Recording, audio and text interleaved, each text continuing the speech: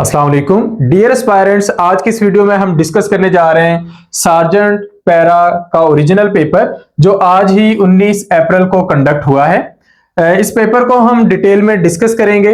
Video के आगाज में ही आपको बताता चलूं कि पैरा से कहीं ज्यादा तादाद में न्यू जॉब्स अनाउंस हो चुकी हैं FIA में। तो अगर आप वाकई ही फोर्सेस ज्वाइन करना चाहते हैं तो फेडरल लेवल पर FIA के लिए अप्लाई कर सकते हैं। 4 मई अप्लाई करने की लास्ट डेट है। 1300 से ज्यादा सीटें हैं और ज्यादा अच्छी पोजीशन की सीट्स भी हैं, तो आपको उस अपॉर्चुनिटी का फायदा लाजमी उठाना चाहिए। MK प्रिपरेशंस के प्लेटफॉर्म से FIA की तैयारी के लिए हम न्यू सेशन का आगाज भी करने जा रहे हैं। सेशन ज्वाइन करने के लिए आप डिस्क्रिप्शन में दिए गए नंबर्स पर कॉन्टेक्ट करेंगे।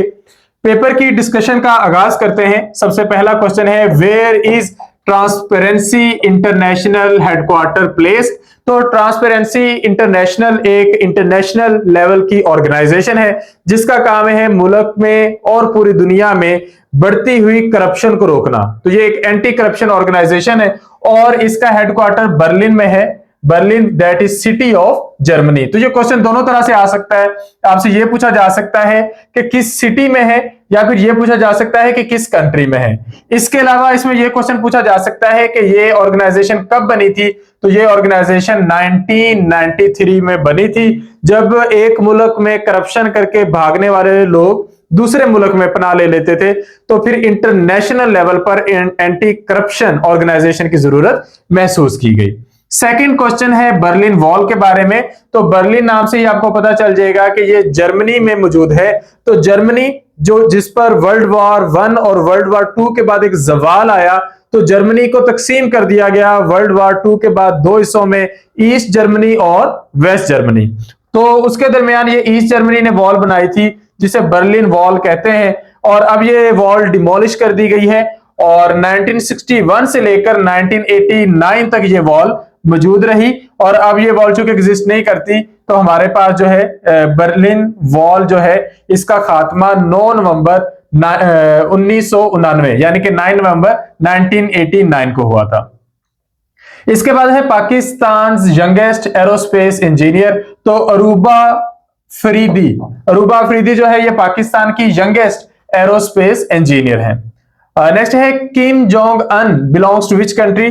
तो ये वर्ल्ड फेमस लीडर हैं, नॉर्थ कोरिया के आप कह सकते हैं कि सुप्रीम लीडर हैं, Democratics People's Republic of Korea, ये नॉर्थ कोरिया का नाम है। तो उसके ये सुप्रीम लीडर हैं। इनका नाम किम जोंग अन है, जस्ट इनको किम जोंग भी कहा जाता है। और ये अपने फादर के बाद नॉर्थ कोरिया का जो आप कह सकते हैं सुप्रीम लीडरशिप थी, इन्होंने इनहेरिट की थी। नेक्स्ट क्वेश्चन है the beach where most penguins live. तो ये 2 जगहों पर है सबसे ज्यादा। अगर हम वर्ल्ड लेवल पर बात करें तो दुनिया में सबसे ज्यादा जो पेंगुइन्स हैं वो नॉर्थ पोल पर है। नॉर्थ पोल पर यानी कि एंटार्क्टिक रीजन्स में, एंटार्क्टिक कोस्ट लाइन्स में। लेकिन अगर हम कंट्रीज की बात करें या कंट्री वाइज बीचेस की बात करें तो बोल्डर्स बीच जो है साउथ अफ्रीका के अंदर, वहां पर सबसे ज्यादा पेंगुइन्स मौजूद हैं। इसके बाद है antonym of make peace. Make peace का मतलब होता है टू एंड हॉस्टिलिटी, किसी वॉर को खत्म करना, जंग का खात्मा। तो इससे ऑपोजिट होगा टू स्टार्ट अ वॉर या फिर to provoke conflict. Next question है सिनोनिम ऑफ डेविलिश। आप ये सारे क्वेश्चंस देख रहे हैं, ये स्टेटमेंट्स जो PPSC के थ्रू पेपर्स होते हैं ये हमारे तक कैंडिडेट्स के जरिए पहुंचती हैं। तो जिन एग्जैक्ट वर्डिंग्स में हमारे पास स्टेटमेंट पहुंचती है, हमारी कोशिश होती है कि उन्हीं वर्डिंग्स में ये आपके साथ डिस्कस करते जाएं, क्योंकि PPSC का जो पेपर होता है वो ओरिजिनल पेपर एग्जैक्ट स्टेटमेंट्स के साथ और सारे MCQs ऑप्शंस के साथ वो लीक नहीं होता। तो इसलिए हम एक एक ऑप्शन पे चल रहे हैं। तो synonym of devilish, devilish word devil से है, डेविल शैतान को कहते हैं। तो शैतानगी या शैतानी काम, तो इसके लिए हमने अब इसका सिनोनिम ढूंढना है। तो डायबोलिकल भी इसका सिनोनिम है, विकेट भी इसका सिनोनिम है और फैंडिश भी इसी का ही सिनोनिम है। The pilot landed the aeroplane, इसकी वॉइस चेंज करनी है तो एक्टिव वॉइस से पैसिव वॉइस में हम जाएंगे। The aeroplane. अब इसके बाद आपने ये देखना है कि ये सेंटेंस कौन सा है, ये पास्ट इंडेफिनिट है। The aeroplane was landed by the pilot. तो इस तरीके से हम इसको अरेंज करेंगे। नेक्स्ट है full form of AI। AI stands for artificial intelligence, ये अब आप सबको पता होगा, डेली बेस पर हमारा इससे वास्ता पड़ रहा है। ये मशीन लर्निंग का कॉन्सेप्ट है कि मशीन्स खुद ब खुद सीख रही हैं। OTP स्टैंड्स फॉर, पाकिस्तानियों का इससे लाजमी वास्ता पड़ता है, वन टाइम पासवर्ड कहते हैं OTP। और इसके बारे में एक बात हमेशा याद रखें, आप किसी भी मकसद के लिए, किसी भी काम के लिए अगर मोबाइल या लैपटॉप यूज कर रहे हैं तो आपने किसी को जो चीज कभी नहीं बतानी, दैट इज OTP। चाहे वो आपका ही कोई काम कर रहा हो, आपने खुद करना है तो करें, OTP कभी भी किसी को मत बताएं, वरना फिर आपकी वो अनएथिकल या एथिकल हैकिंग जो है वो शुरू हो जाएगी। DOS स्टैंड्स फॉर, इसका मतलब होता है, ये डॉस है एक्चुअली, डिस्क ऑपरेटिंग सिस्टम, ये कंप्यूटर ऑपरेटिंग सिस्टम है और इब्तदाई कंप्यूटर्स के लिए ये सबसे पॉपुलर प्रोग्रामिंग थी। और इसमें एक MS DOS जो है वो सबसे ज्यादा आप कह सकते हैं शोहरत रखती थी या पॉपुलर थी। BRT, ये खबरों में आप बार बार जिक्र पढ़ते हैं, बस रैपिड ट्रांजिट, तो ये पाकिस्तान के अंदर बहुत सारी स्कीम्स चल रही हैं पब्लिक ट्रांसपोर्ट की जिन्हें BRT कहा जाता है। नेक्स्ट है network used in computer LAN, local area network. अगर आप लोकल एरिया नेटवर्किंग कर रहे हैं तो आप बहुत सारे कंप्यूटर्स को लोकल लेवल पर करीब तरीन डिस्टेंस पर कनेक्ट कर रहे हैं, तो इसे हम लैन कहते हैं। और इसमें जो नेटवर्क यूज करते हैं दैट इज ईथरनेट या फिर वाईफाई। इसके बाद है F5 आप सिस्टम्स में यूज करते रहे हैं अब तक, किसी भी पेज को रिफ्रेश करने के लिए, तो बहुत सारे ब्राउजर्स, विंडोज और MS ऑफिस वगैरह में F5 को हम यूज करते रहे। लेकिन अभी प्रोसेसर्स जो है या ऑपरेटिंग सिस्टम्स इतने तेज हो गए कि इस ऑप्शन को आस्ता आस्ता खत्म किया जा रहा है। To find a word in MS word shortcut की, तो MS वर्ड के अंदर आपके पास काफी सारे वर्ड्स हैं, फॉर एग्जांपल 5000 टू 6000, 50 पेजेस की कोई फाइल है या 100 पेजेस की कोई फाइल है, आपको एग्जैक्ट कोई वर्ड ढूंढना है, आप कंट्रोल F दबाएंगे तो उस वर्ड को आप फाइंड कर सकते हैं। इसके बाद है नाक का बाल होना, इस मुहावरे का मतलब होता है नहायत अजीज होना। ये अमूमन इस मामले में यूज किया जाता है कि अगर हमने ये कहना हो कि फलां शख्स जो है वो किसी के मामलात में या राय में बहुत ज्यादा अमल दखल रखता है या उसकी बात सुन ली जाती है, तो हम उसे कहते हैं नाक का बाल होना। अमूमन सियासी तौर पर भी ये मुहावरा यूज किया जाता है किसी ना किसी सियासतदान के बारे में कि वो हुकूमत की नाक के बाल की हैसियत रखता है।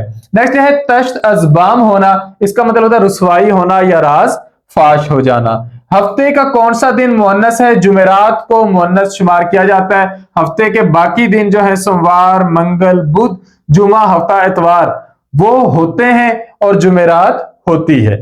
इसके बाद है शम्स और अल कमर, ये किस जुबान के अल्फाज हैं? ये अरेबिक जुबान के अल्फाज हैं और इन्हें हम इसमें नकरा के तौर पर इस्तेमाल करने के लिए इनके आगाज में अलिफ लाम का इस्तेमाल करते हैं। अशार का इल्म क्या कहलाता है? इसे इल्म अरूज या प्रोसिडी कहा जाता है।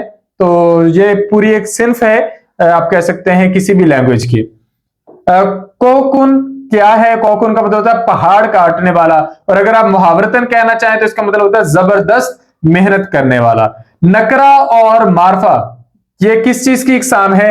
ये इस्म की इकसाम है। इस्म मारफा जो होता है ये खास इस्म होता है, नकरा जो होता है ये आम इस्म होता है। मेज टूट गई, क्या ये जुमला दुरुस्त है? जी हाँ, ये जुमला दुरुस्त है। सदा खुश रहो, यह जुमला भी दुरुस्त है और ये दुआया या तहसीन आमेज जुमले के तौर पर इस्तेमाल किया जाता है। अब क्वेश्चन में शायद इसकी दुरुस्ती पूछी गई है या फिर इसकी टाइप ऑफ सेंटेंस पूछी गई है, तो अगर टाइप ऑफ सेंटेंस पूछी गई है तो ये दुआया या तहसीन आमेज जुमला है। फादर ऑफ हजरत यूसुफ अलैहिस्सलाम, हजरत यूसुफ अलैहिस्सलाम के वालिद हजरत याकूब अलैहिस्सलाम हैं। कुरान मजीद में इनका बहुत सारी जगहों पर जिक्र है, खास तौर पर सूरा यूसुफ के अंदर इनका जिक्र है कि जब हजरत याकूब अलैहिस्सलाम की बिनाई चली गई थी कसरत गिरिया की वजह से, ज्यादा रोने की वजह से, हजरत याकूब अलैहिस्सलाम को ही इसराइल कहा जाता है। इसीलिए उलमाए कराम कहते हैं कि इसराइल लफ्ज को अहानत का शिकार नहीं बनाना चाहिए। इसराइल मुल्क के खिलाफ जितनी मर्जी बातें करें, लेकिन इसराइल हजरत याकूब अलैहिस्सलाम का ही दूसरा नाम है। इन्हीं के नाम पर इनकी कौम को बनी इसराइल कहा जाता है।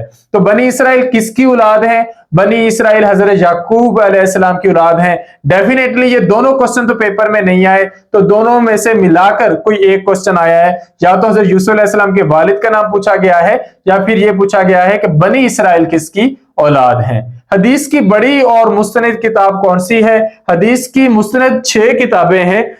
इनमें से 6 किताबों में से 2 किताबों को सहीहैन कहा जाता है। उनमें सही बुखारी को ज्यादा फजीलत की और ज्यादा मुस्तनद किताब माना जाता है, और उसके बाद आने वाली किताब सही मुस्लिम की बड़ी फजीलत है, वो भी बहुत मुस्तनद है। अब्दुल्ला बिन अबी कौन था? ये मुनाफिकीन का सरदार था। इसने जाहिरी तौर पर इस्लाम कबूल किया था, लेकिन अंदरून खाते इस्लाम से दुश्मनी रखता था, और इसकी कोशिश होती थी कि मुसलमान कमजोर हैं। यही वजह है कि गज़वा ओहद में मुसलमानों के एक ग्रोह को वापस ले जाने वाला भी यही था। Who is the head in para station? अब यहां पर ये क्वेश्चन इस पर्सपेक्टिव से है कि या तो आपसे पूछा जाता है जिलाई सतह पर ऑफिसर, लेकिन यहां पर उन्होंने पॉइंट आउट किया है कि जस्ट एक पैरा स्टेशन, तो एक जिले के अंदर एक से ज्यादा पैरा स्टेशन हो सकते हैं।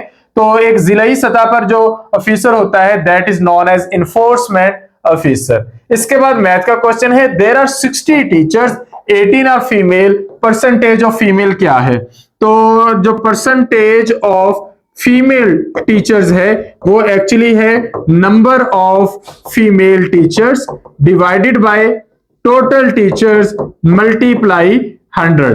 तो फीमेल टीचर्स हैं 18, टोटल टीचर्स हैं 60, और मल्टीप्लाई हमने करना है 100 के साथ, तो 0 के साथ 0 कैंसिल हो जाएगा। ये 3 6 3 आर 18, 3 को 10 से मल्टीप्लाई करेंगे तो हमारा आंसर आ जाएगा 30%। So 30% is the correct answer. Next, if car covers 19 kilometer with speed of 57 kilometer, how much distance it covers with speed of 110 kilometers? तो आप इसको कई तरीके से कर सकते हैं, इनवर्स रिलेशन से भी कर सकते हैं। तो आप कहते हैं कि 19 किलोमीटर डिस्टेंस कवर किया है और स्पीड रही है गाड़ी की 57 किलोमीटर पर आवर। तो अब अगर आप क्या करते हैं, स्पीड बढ़ा देते हैं, तो अब ये कितना डिस्टेंस कवर करेगा? 110 किलोमीटर पर आवर आप स्पीड कर देते हैं, तो अब आपने डिस्टेंस फाइंड आउट करना है। अब यहां पर यह है कि ज्यादा स्पीड ज्यादा डिस्टेंस, तो ये जो रिलेशन बनेगा ये डायरेक्ट रिलेशन इनके दरमियान बनेगा। तो ये आपके पास हो जाएगा 19 divided by 57 is equal to x divided by 110। अब आप क्या करेंगे कि 110 को इस साइड पे ले आएंगे, तो ये हो जाएगा 19 डिवाइडेड बाय 57 मल्टीप्लाई 110। जब आपके पास रिलेशन डायरेक्ट हो तो जो वैल्यूज लेते हैं वो दोनों साइडों पर डायरेक्ट रिलेशन की ही लेते हैं। ज्यादा स्पीड से ज्यादा डिस्टेंस कवर किया जा सकता है। तो 19 3 आर 57 और 3 से 110 को अगर आप डिवाइड करें तो आपका आंसर आएगा 36.6 किलोमीटर।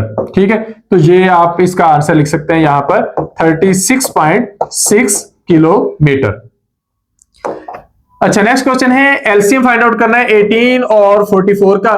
तो लीस्ट कॉमन मल्टीपल आपने फाइंड आउट करना है। तो आप इनके फैक्टर्स निकालेंगे, 18 के भी और 144 के भी, इनके मल्टीपल्स एक्चुअली निकालेंगे। तो जो सबसे छोटा मल्टीपल होगा वो हम काउंट कर लेंगे। तो 144 का पहला मल्टीपल, अब यहां पर रूल ये होता है कि जो बड़ा नंबर है उसका हम पहला मल्टीपल लिखते हैं, छोटे नंबर को उस लेवल तक लाते हैं, अगर उससे आगे निकल जाए फिर इसका दूसरा मल्टीपल ले लेते हैं। तो फिलहाल 144 लिया, ये है 18, 36, 54, 72। हमने यहां पर 1 से मल्टीप्लाई किया है, 2 से मल्टीप्लाई किया है, 3 से, 4 से, ऐसी मल्टीपल्स लेते हैं। तो 18 5s are 90, 18 6s are 108, 18 7s are 126 और 18 8s are 144। तो इनका जो सबसे छोटा मल्टीपल है, वो छोटे से छोटा नंबर जो दोनों में कॉमन आ सकता है, दैट इज 144। इसके बाद है अल्लामा इकबाल डे कब सेलिब्रेट किया जाता है? उनकी पैदाइश के दिन, यानी कि 9 नवंबर 1877 को उनकी पैदाइश हुई थी, तो 9 नवंबर को उनका दिन मनाया जाता है। इनकी वफात हुई थी 21 अप्रैल को, लेकिन उसको हम इकबाल डे नहीं कहते, अल्लामा इकबाल का यौम वफात सिंपली कह देते हैं। वाव के साथ जो एक्सक्लेमेशन मार्क यूज किया गया है, इसको उर्दू में हम कहते हैं, इंग्लिश में कहते हैं एक्सक्लेमेटरी मार्क, और उर्दू में कहते हैं जुमला तो अजबिया, यानी कि ऐसा जुमला जिसमें तज्जुब का आपने इजहार किया है, हैरत का इजहार किया है। तो यहां पर वो अवेलेबल क्वेश्चंस कंप्लीट हो जाते हैं जो आज के पेपर में हमें मुयस्सर हुए। मजीद जो क्वेश्चंस अवेलेबल होंगे वो भी हम डिस्कस करते चलेंगे। मैं अगेन बता दूं, 1 पेपर जॉब्स की तैयारी के लिए न्यू सेशन का हम जल्द ही आगाज करने जा रहे हैं। FI जॉब्स के लिए भी न्यू सेशन का आगाज करने जा रहे हैं। तो सेशन ज्वाइन करने के लिए आप डिस्क्रिप्शन में दिए गए नंबर्स पे कांटेक्ट कर सकते हैं। Thank you, Allah Hafiz.